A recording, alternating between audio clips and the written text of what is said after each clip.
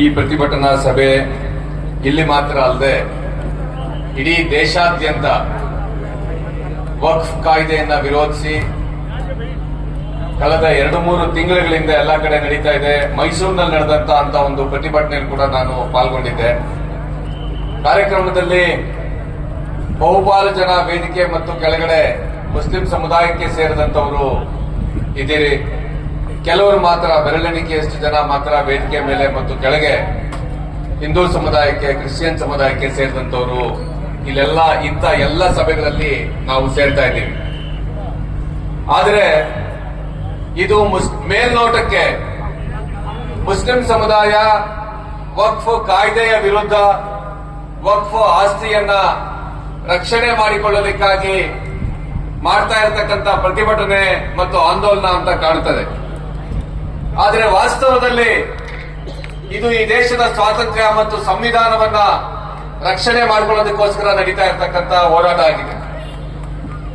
ಮಂಡ್ಯ ಜಿಲ್ಲೆಯಲ್ಲಿ ನಡೀತಾ ಇರುವಂತಹ ಈ ಪ್ರತಿಭಟನೆ ಸಂದರ್ಭದಲ್ಲಿ ನಾವು ಇನ್ನೂ ಒಂದು ಸಂಗತಿಯನ್ನ ನೆನಪಿಸಿಕೊಳ್ಳಬೇಕಾಗಿದೆ.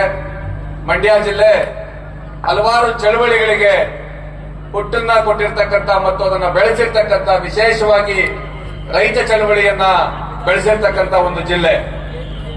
ಆದರೆ ಇದೇ ಮಂಡ್ಯ ಜಿಲ್ಲೆಯಲ್ಲಿ ಮತ್ತು ಶ್ರೀರಂಗಪಟ್ಟಣದಲ್ಲಿ 1784ರಿಂದ 1799 ಮೇ 4ನೇ ತಾರೀಕಿನ ತನಕ ಮೈಸೂರು ಹುಲಿ ಟಿಪ್ಪು ಸುಲ್ತಾನ್ ಈ ನಾಡನ್ನ ಆಳಿದ್ರು ಅನ್ನೋದನ್ನು ಕೂಡ ನಾವು ನೆನೆಸ್ಕೊಳ್ಬೇಕಿದೆ.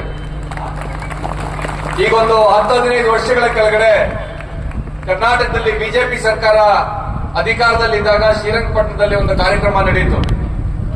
ಆ ಕಾರ್ಯಕ್ರಮದಲ್ಲಿ ಅದು ಟಿಪ್ಪು ಸುಲ್ತಾನ್ ಅನ್ನ ನೆನಪಿಸಿಕೊಂಡು ಆಗದಂತ ಕಾರ್ಯಕ್ರಮ. ಡಾಕ್ಟರ್ ಸಿ ಬಂದಿಗೌಡ ಅಂತ ಒಬ್ಬ ಹಿರಿಯ ಸ್ವಾತಂತ್ರ್ಯ ಹೋರಾಟಗಾರರು ಆ ಕಾರ್ಯಕ್ರಮದಲ್ಲಿ ವೇದಿಕೆ ಮೇಲಿದ್ರು. ಬಿಜೆಪಿ ಸರ್ಕಾರದ ಸಚಿವರು ರಾಮಚಂದ್ರ ಗೌಡರು ಆ ಕಾರ್ಯಕ್ರಮದ ಮುಖ್ಯ ಅತಿಥಿಗಳು. ಅವರು ಭಾಷಣ ಮಾಡಿದ್ರು. ಕಾರ್ಯಕ್ರಮ ಟಿಪ್ಪು ಸುಲ್ತಾನ್ ಕುರಿತಾಗಿ.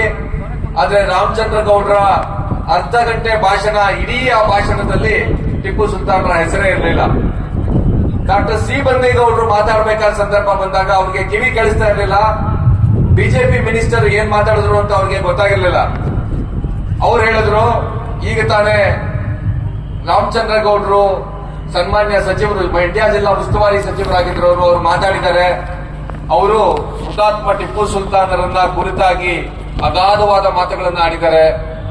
ಇದನ್ನ ಯಾಕೆ ಬಂದೇಗೌಡರು ಹೇಳಿದ್ರು ಅಂದ್ರೆ ಅವ್ರಿಗೆ ರಾಮಚಂದ್ರ ಗೌಡರು ಹೇಳಿದ್ದು ಕೇಳಿಸಿರ್ಲಿಲ್ಲ ಮತ್ತು ಟಿಪ್ಪು ಸುಲ್ತಾನರನ್ನ ಕುರಿತಾಗಿ ಮಾತನಾಡದೆ ಆ ಕಾರ್ಯಕ್ರಮ ಹೆಂಗೆ ನಡೆಯೋಕ್ ಸಾಧ್ಯ ಅಂತ ಬಂದೇಗೌಡರು ತಿಳ್ಕೊಂಡಿದ್ರು. ಹಂಗಾಗಿ ಅವ್ರು ಹೇಳಿದ್ರು, ರಾಮಚಂದ್ರ ಗೌಡರು ಟಿಪ್ಪು ಸುಲ್ತಾನರ ಕುರಿತಾಗಿ ಸಾಕಷ್ಟು ಮಾತಾಡಿದ್ದಾರೆ. ಈ ನೆಲ, ಈ ಶ್ರೀರಂಗಪಟ್ಟಣದ ನೆಲದಲ್ಲಿ ಟಿಪ್ಪು ಸುಲ್ತಾನರು ಓಡಾಡಿದ ಜಾಗದಲ್ಲಿ ನಾವು ಓಡಾಡ್ತಾ ಇದ್ದೀವಿ ಅನ್ನೋದೇ ನಮ್ಮ ಭಾಗ್ಯ ಅಂತ ಬಂದೇಗೌಡರು ಮಾತಾಡೋದು. ಯಾಕೆ ಇದನ್ನ ನಾನು ಹೇಳ್ತಾ ಇದ್ದೀನಿ ಅಂತಂದ್ರೆ, ವಕ್ಫ್ ಮಸೂದೆ ವಿರುದ್ಧ ನಾವು ಇಲ್ಲಿ ಹೋರಾಟ ಮಾಡಬೇಕಾದ್ರೆ, ಇಡೀ ದೇಶಾದ್ಯಂತ ನಡೀತಾ ಇರಬೇಕಾದ್ರೆ, ಅದು ಟಿಪ್ಪು ಸುಲ್ತಾನರಂತವರು ಈ ದೇಶದ ಸ್ವಾತಂತ್ರ್ಯಕ್ಕಾಗಿ ಈ ದೇಶವನ್ನ ಆಕ್ರಮಿಸಲು ಬಂದಂತ ಬ್ರಿಟಿಷರ ವಿರುದ್ಧ ಹೋರಾಡಿ ತ್ಯಾಗ ಬಲಿದಾನ ಮಾಡಿ ಒಂದು ಸ್ವಾತಂತ್ರ್ಯ ಈ ದೇಶಕ್ಕೆ ಬಂತು. ಅದು ಟಿಪ್ಪು ಸುಲ್ತಾನರಿಂದ ಮಾತ್ರ ಶುರುವಾಗಿದ್ದಲ್ಲ. ಈ ದೇಶದ ಆದಿವಾಸಿಗಳು, ಈ ದೇಶದ ರೈತರು, ಈ ದೇಶದ ಕಾರ್ಮಿಕರು, ಮಧ್ಯಮ ವರ್ಗ, ಕಾಂಗ್ರೆಸ್ ಪಕ್ಷ, ಸಮಾಜವಾದಿಗಳು, ಕಮ್ಯುನಿಸ್ಟರು, ಭಗತ್ ಸಿಂಗ್ ನಂತ ಕ್ರಾಂತಿಕಾರಿಗಳು, ಇಂಥ ಲಕ್ಷಾಂತರ ಜನ ಪ್ರಾಣ ಕೊಟ್ಟು ಈ ದೇಶಕ್ಕೆ ಒಂದು ಸ್ವಾತಂತ್ರ್ಯ ಅನ್ನೋದು ಬಂತು. ಇಂಥ ಒಂದು ಸ್ವಾತಂತ್ರ್ಯದ ಜೊತೆಗೆ 1950ರ ಜನವರಿ 26ನೇ ತಾರೀಕು ನಾವೊಂದು ಸಂವಿಧಾನವನ್ನ ನಮಗೆ ನಾವು ಅರ್ಪಿಸಿಕೊಂಡ್ವಿ. ಆ ಸಂವಿಧಾನದ ಅಡಿಯಲ್ಲಿ ಈ ದೇಶ ನಡೀತಾ ಇದೆ. ಮತ್ತು ಇತ್ತೀಚೆಗೆ ತಾನೇ ಸುಪ್ರೀಂ ಕೋರ್ಟ್ ನ ಮುಖ್ಯ ನ್ಯಾಯಾಧೀಶರು ಹೇಳಿದ ಹಾಗೆ, ಈ ದೇಶದಲ್ಲಿ ಸುಪ್ರೀಂ ಕೋರ್ಟ್ ದೊಡ್ಡದಲ್ಲ, ಈ ದೇಶದಲ್ಲಿ ಸಂಸತ್ತು ದೊಡ್ಡದಲ್ಲ, ಎರಡಕ್ಕೂ ಮಿಗಿಲಾಗಿ ಸಂವಿಧಾನ ದೊಡ್ಡದು ಅಂತ ಈ ದೇಶದ ಸರ್ವೋಚ್ಚ ನ್ಯಾಯಾಲಯದ ಮುಖ್ಯ ನ್ಯಾಯಾಧೀಶರು ಹೇಳಿದ್ದಾರೆ. ಇಲ್ಲಿ ಮಂಡ್ಯದಲ್ಲಿ ಇವತ್ತು ನಾವು ಸೇರಿರ್ತಕ್ಕಂಥದ್ದು ಆ ರೀತಿಯಾಗಿ ಯಾವುದು ಈ ದೇಶದಲ್ಲಿ ಅತ್ಯಂತ ಸುಪ್ರೀಮೋ, ಯಾವುದು ಅತ್ಯಂತ ಶ್ರೇಷ್ಠವೋ ಮತ್ತು ಯಾವುದರ ಅಡಿಯಲ್ಲಿ ಈ ದೇಶ ನಡೀತಾ ಇದೆಯೋ ಆ ಸಂವಿಧಾನವನ್ನು ಉಳಿಸುವ ಸಲುವಾಗಿ ಈ ಒಂದು ಹೋರಾಟ ನಡೀತಾ ಇದೆ. ಬಂಧುಗಳೇ, ಈ ಹಿಂದೆ ಇದೇ ರೀತಿಯಲ್ಲಿ ದೇಶದ ಮುಸ್ಲಿಂ ಸಮುದಾಯ 2019 ಡಿಸೆಂಬರ್ ತಿಂಗಳಿನಿಂದ ಆರಂಭಿಸಿ ಫೆಬ್ರವರಿ ಕೋವಿಡ್ ಬರೋ ತನಕ ಸಿಎಎ ಮತ್ತು ಎನ್ಆರ್ಸಿ ವಿರುದ್ಧ ಸಂಗ್ರಾಮ ನಡೆಸಿದಾಗಲೂ ಕೂಡ ಅದೇ ಆಗಿತ್ತು. ಸಿಎಎ ಮತ್ತು ಎನ್ಆರ್ಸಿ ಸಂಗ್ರಾಮದಲ್ಲಿ ಅದರ ವಿರುದ್ಧ ನಡೆದಂತಹ ಹೋರಾಟದಲ್ಲೂ ಕೂಡ ಈ ದೇಶದ ಸಂವಿಧಾನದ ಮೂಲಭೂತ ಆಶಯಗಳನ್ನ ನಾವು ಅದನ್ನ ನಾಶ ಮಾಡೋದಕ್ಕೆ ಬಿಡೋದಿಲ್ಲ ಅಂತ ಹೇಳಿ ಕೋಟ್ಯಾಂತರ ಜನ ಬೀದಿಗೆ ಇಳಿದ್ರು ಮತ್ತು ಇವತ್ತಿನವರೆಗೆ ಸಿಎಎ ಎನ್ಆರ್ಸಿಯನ್ನ ಜಾರಿ ಮಾಡೋದಕ್ಕೆ ಆಗಿಲ್ಲ.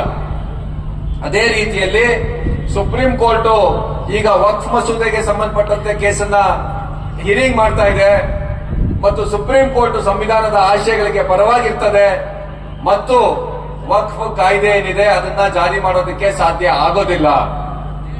ಅದನ್ನ ಜಾರಿ ಮಾಡೋದಕ್ಕೆ ಯಾಕೆ ಸಾಧ್ಯ ಆಗೋದಿಲ್ಲ ಅಂತಂದ್ರೆ ಅದು ಧರ್ಮದ ಮೇಲೆ, ಪ್ರಜಾತಂತ್ರದ ಮೇಲೆ ಮತ್ತು ಮಾನವೀಯತೆ ಮೇಲೆ ನಿಂತಿದೆ.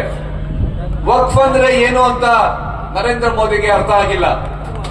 ಯಾಕೆಂದ್ರೆ ವಕ್ಫ್ ಅಂದ್ರೆ ಧರ್ಮ, ವಕ್ಫ್ ಅಂದ್ರೆ ಮಾನವೀಯತೆ, ಅದು ನರೇಂದ್ರ ಮೋದಿಗೆ ಅರ್ಥ ಆಗೋದಕ್ಕೆ ಸಾಧ್ಯ ಆಗೋದಿಲ್ಲ. ಈ ದೇಶದಲ್ಲಿ ಮತ್ತು ಪ್ರಪಂಚದಲ್ಲಿ ಹಲವಾರು ಧರ್ಮಗಳಿವೆ ಮತ್ತು ಒಳಿತನ್ನ ಬಯಸ್ತಕ್ಕಂಥ ಎಲ್ಲ ಧರ್ಮಗಳು ದಾನವನ್ನ ಪ್ರೋತ್ಸಾಹಿಸ್ತವೆ. ಯಾರತ್ರ ಶ್ರೀಮಂತಿಕೆ ಇದೆ, ಸಿರಿವಂತಿಕೆ ಇದೆ, ನೀವು ಬಡವರಿಗೆ, ನೊಂದವರಿಗೆ, ಅಸಹಾಯಕರಿಗೆ ನೀವು ನಿಮ್ಮ ಸಂಪತ್ತಿನಲ್ಲಿ ಒಂದು ಭಾಗವನ್ನ ಕೊಡಬೇಕು ಅಂತ ಎಲ್ಲ ಧರ್ಮಗಳು ಹೇಳ್ತವೆ. ಕನ್ನಡ ಧರ್ಮ, ಕನ್ನಡ ನಾಡಿನ ಧರ್ಮ, ಲಿಂಗಾಯತ ಧರ್ಮ, ಬಸವ ತತ್ವದ ಧರ್ಮ ಅದು